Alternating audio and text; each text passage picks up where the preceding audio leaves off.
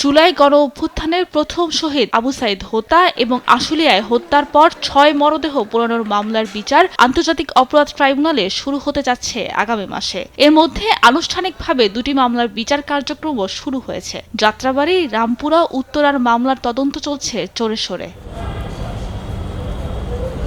বুধবার বিচারের অগ্রগতির বিষয়ে চিফ প্রসিকিউটর জানান, চলতি বছরের ডিসেম্বরের মধ্যেই শেষ হবে জুলাই আগস্টের হত্যাযজ্ঞের মাস্টারমাইন্ডদের বিচার। আগামী ডিসেম্বরের মধ্যে বেশ কয়েকটি মামলার বিচার কার্য সমাপ্ত হবে এবং এর মাধ্যমে হয়তোবা প্রধান যারা পারপিট্রেটর ছিলেন তাদের বিচার কার্য হয়তো সমাপ্ত করা সম্ভব হবে এবং যেগুলো সমাপ্ত হবে না সেগুলো বিচার প্রক্রিয়া আনুষ্ঠানিকভাবে এই মাসে আরও অনেকগুলো তদন্ত রিপোর্ট দাখিল হবে এবং তদন্ত রিপোর্ট দাখিলের মাধ্যমে সেগুলোরও বিচার প্রক্রিয়া শুরু হবে এবং যেহেতু কন্টিনিউয়াসলি বিচার চলবে, খুব দ্রুত গতিতে এসব বিচারের চূড়ান্ত পরিণতি লাভ করতে থাকবে। এদিন আশুলিয়ায় হত্যার পর ৬ মরদেহ পোড়ানোর মামলায় গ্রেফতার ৮ আসামিকে ট্রাইব্যুনালে হাজির করা হয়। পলাতক ঢাকা ১৯ আসনের সাবেক সংসদ সদস্য সাইফুল ইসলাম সহ ৮ জনকে হাজির হতে পত্রিকায় বিজ্ঞপ্তি দেওয়ার নির্দেশ দিয়েছে বিশেষ আদালত। আজকে আদালত যারা পলাতক আসামি আছে সেই ৮ জনকে আগামী ২৮শে জুলাই তারিখে আন্তর্জাতিক অপরাধ ট্রাইব্যুনাল নাম্বার ২-এ হাজির হওয়ার জন্য নির্দেশ